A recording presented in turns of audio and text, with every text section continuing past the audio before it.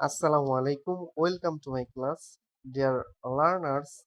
আজকে আমি ন্যারেশনের second part, that means practice নিয়ে আলোচনা করব। ফার্স্ট অফ অল আমি যেটা দেখিয়েছি, ন্যারেশনের হচ্ছে সেন্টেন্স আকারে যে প্র্যাকটিসটি রয়েছে সেই বিষয়টা একটু লক্ষ্য করে দেখো।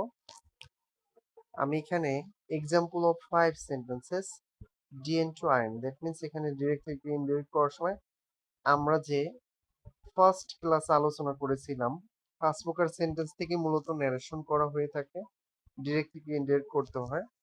এই সেন্টেন্স গুলো মূলত প্যাসেজের মধ্যে ইনক্লুড করে একটা প্যাসেজ আকারেও কিন্তু আমাদের বিভিন্ন এক্সাম, বিশেষ করে এসএসসি অ্যান্ড এইচএসসি এক্সাম গুলো বা এই এক্সাম গুলোতে এসে থাকে।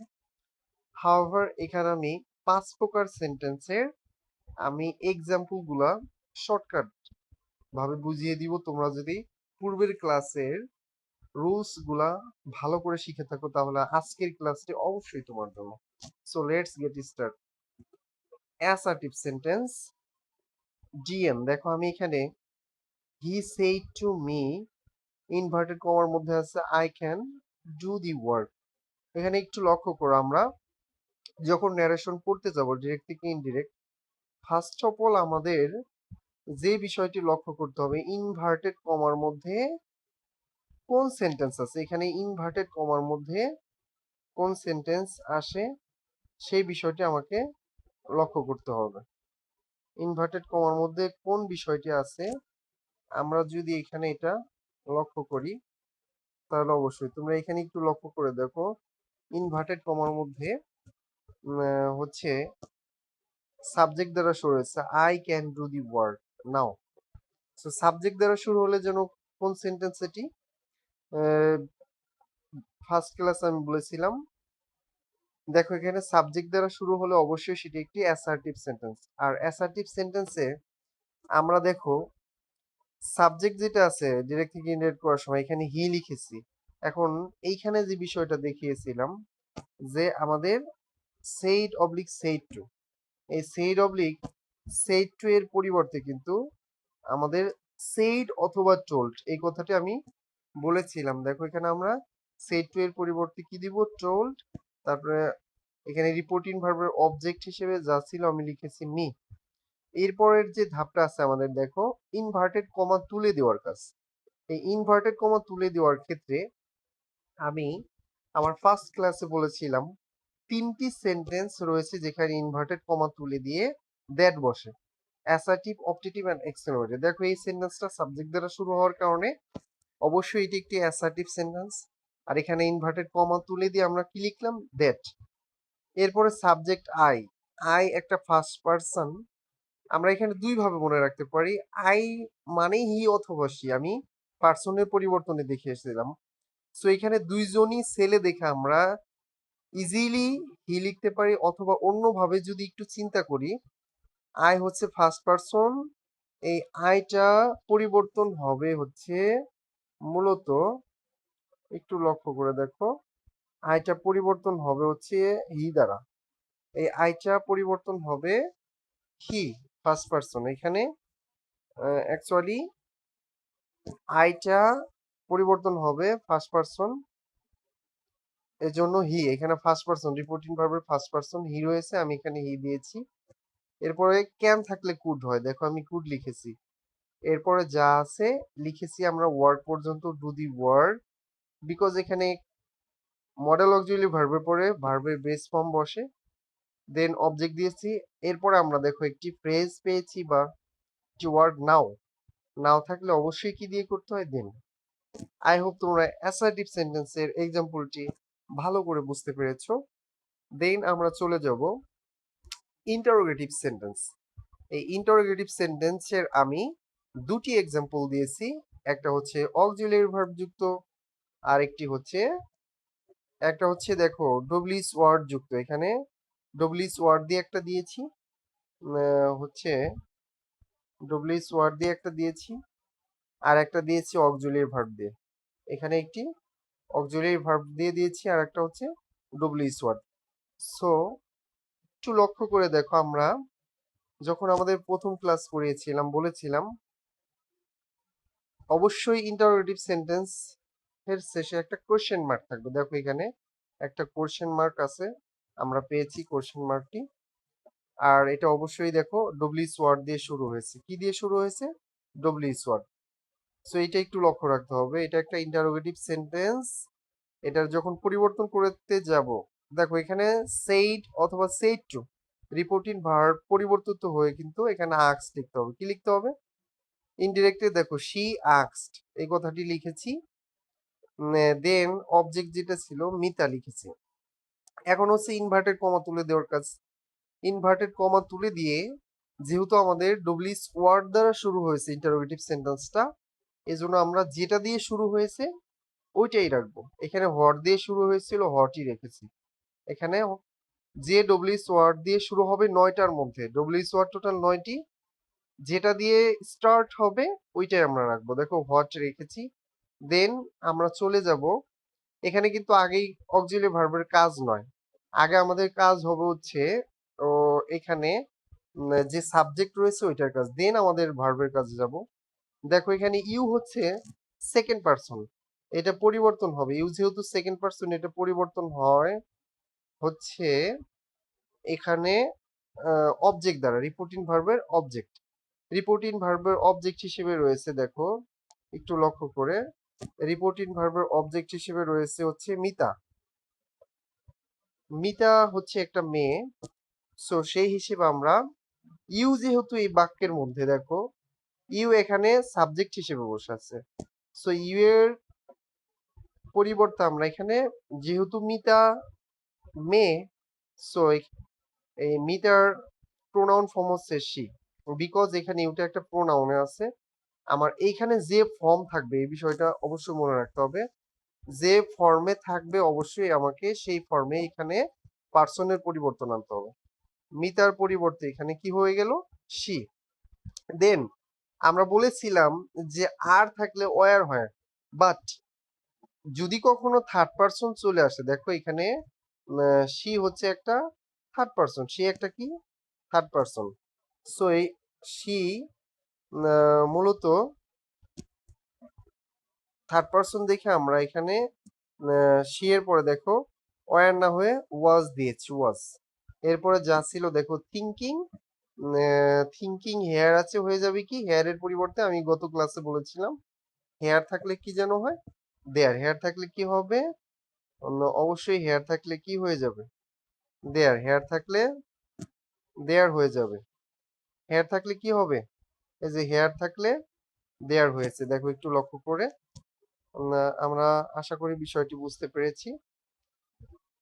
দেন আমাদের দ্বিতীয় যে এক্সাম্পলটা রয়েছে, ফাদার সেড টু আরমান, এখানে একটু লক্ষ্য করে দেখো, আগেরটা ডব্লিউএস ওয়ার্ড দিয়ে শুরু হয়েছিল, এটা শুরু হয়েছে ইনভার্টেড কমার মধ্যে অক্সিলারি ভার্ব দ্বারা।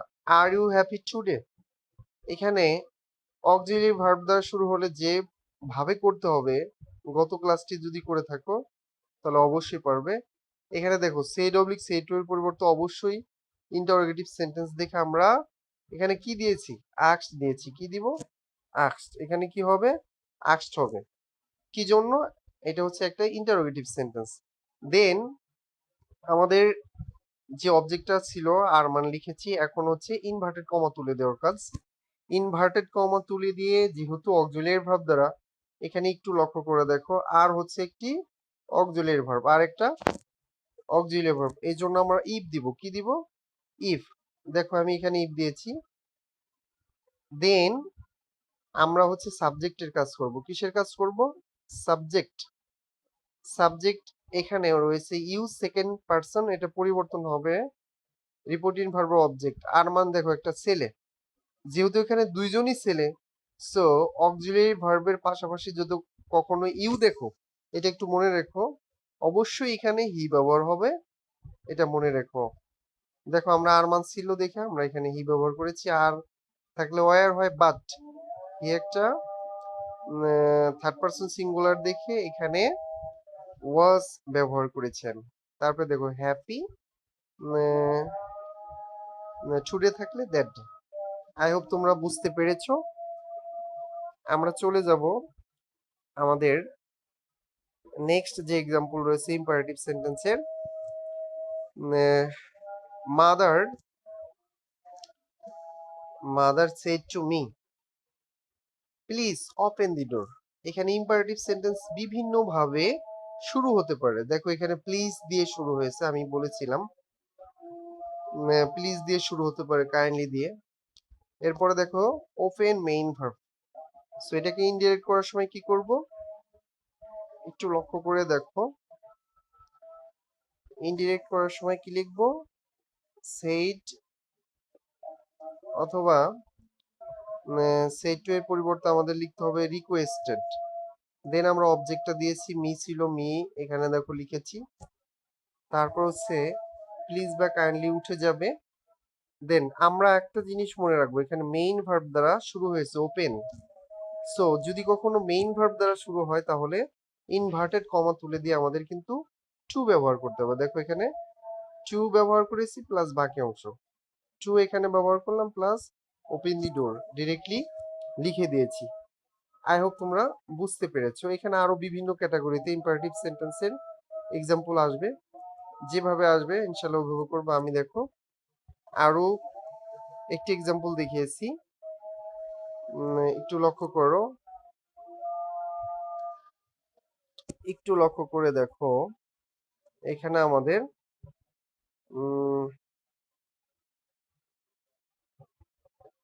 সেকেন্ডলি যে বিষয়টি রয়েছে ইম্পারেটিভ সেন্টেন্সের এক্সাম্পলে, teacher said to Minu don't Chak in the class, don't Chak in the class. এখানে ডোন্ট দ্বারা শুরু হয়েছে। সো একটু লক্ষ্য করে দেখো, আমাদের এখানে একটু লক্ষ্য করে দেখো, আমরা হচ্ছে এখানে একটু এটা ঠিক করে নিব। এই বাক্যের মধ্যে নটটা হবে না, অ্যাকচুয়ালি নটটা হবে না। দেখো এখানে যে বিষয়টা, teacher said to Minu don't Chak in the classroom, এখানে ডোন্ট দ্বারা শুরু হলে অবশ্যই কি নিষেধ বোঝাচ্ছে। সেড অবলিক সেড টু এর পরিবর্তে আমরা কি লিখবো, সেড অবলিক সেড টু। এই যে সেড অবলিক সেড টু, এটার পরিবর্তে আমাদের লিখতে হবে ফরবেট। কি লিখতে হবে, ফরবেট। কি লিখতে হবে, ফরবেট লিখতে হবে। দেন আমাদের অবজেক্ট, দেখো এখানে অবজেক্ট যেটি ছিল মিনু লিখেছি, তারপর ইনভার্টেড কমা তুলে দিয়ে যদি আমরা ফরবেট ব্যবহার করি অবশ্যই এখানে টু দেওয়া লাগবে, নট টু দেওয়া যাবে না। কিন্তু আমি দেখো এখানে হাইড করে দিয়েছি, নট দিয়ে ফেলেছিলাম ভুলে, টু দিতে হবে এখানে। দেন বাকি অংশটুকু to talk in the classroom, এই যে বাকি অংশ যেটা ছিল টক থেকে আমি বাকিটুক এখানে লিখে দিয়েছি, টক থেকে আমি বাকিটুক লিখে দিয়েছি। আই হোপ তোমরা বুঝতে পেরেছো। দেন আমরা চলে যাব হচ্ছে আমাদের নেক্সট যে এক্সাম্পল রয়েছে optative sentence. Mother said to me may Allah bless you. এখানে দেখো অপটেটিভ সেন্টেন্সটা বেশিরভাগ সময় মে দ্বারা শুরু হয়, এটা দেখলেই তোমরা বুঝতে পারবে। তবে এখানে একটা বিশেষ কথা আছে, মে দিয়ে শুরু হলেই যে সেটা অপটেটিভ হবে এটা নয় কিন্তু। যদি এই বাক্যের শেষে কোশ্চেন মার্ক থাকে তাহলে কিন্তু সেটা একটা ইন্টারোগেটিভ। সো এই বিষয়টা তোমরা অবশ্যই খেয়াল রাখবে। এখানে দেখো আমাদের অপটেটিভ সেন্টেন্সে আমরা এই সেইড, সেইড এর পরিবর্তে হচ্ছে আমরা উইস্ট বা প্রেইড দিয়ে করব। কি দিয়ে করব, উইস্ট বা প্রেইড। দেখো এখানে আমি প্রেইড দিয়েছি, দেন অবজেক্ট যেটা ছিল ওই বিষয়টা দিয়েছি মি। এখন এই যে ইনভার্টেড কমা তুলে দেওয়ার কাজ, ইনভার্টেড কমা, ইনভার্টেড কমা তুলে দিয়ে আমরা কি লিখবো, অ্যাসার্টিভ, অপটেটিভ, এক্সক্লেমেটরি, এই তিনটাতেই কিন্তু দ্যাট দিতে হয়। কি দিতে হয় ইনভার্টেড কমা তুলে দিয়ে, এখানে অবশ্যই দ্যাট ব্যবহার করতে হবে। দেন আমাদের আগে হচ্ছে সাবজেক্টের কাজ, সাবজেক্ট হিসেবে রয়েছে আল্লাহ। সো আল্লাহ লিখলাম, মে থাকলে কি হয় মাইট। অ্যান্ড দেখো এখানে ব্লেস ছিল, ব্লেস লিখেছি। এরপরে পার্সনের পরিবর্তন ইউ, ইউ হচ্ছে সেকেন্ড পার্সন, এটা পরিবর্তন হবে রিপোর্টিং ভার্বের অবজেক্ট মি। তা মি হচ্ছে ফার্স্ট পার্সন, এটা অবজেক্ট হিসেবে রয়েছে। সো ইউ এই বাক্যের শেষে থাকে, এটাও একটা অবজেক্ট। সো আয়ের অবজেক্টিভ ফর্ম হিসেবে মি এখানে ব্যবহার হয়। যদি কখনো ইউ শেষে থাকে আর রিপোর্টিং ভার্ব অবজেক্ট মি থাকে, তাহলে অবশ্যই এখানে মি থাকবে, কোনো চেঞ্জ হবে না। আই হোপ তোমরা বুঝতে পেরেছো। লাস্ট যে এক্সাম্পলটি আমাদের রয়েছে সেটা হচ্ছে, একটু লক্ষ্য করে দেখো, লাস্ট যে এক্সাম্পল রয়েছে সেটা হচ্ছে এক্সক্লেমেটরি সেন্টেন্স। এক্সক্লেমেটরি সেন্টেন্সে ডিরেক্ট নারেশনে Mira said to me how beautiful the bird is.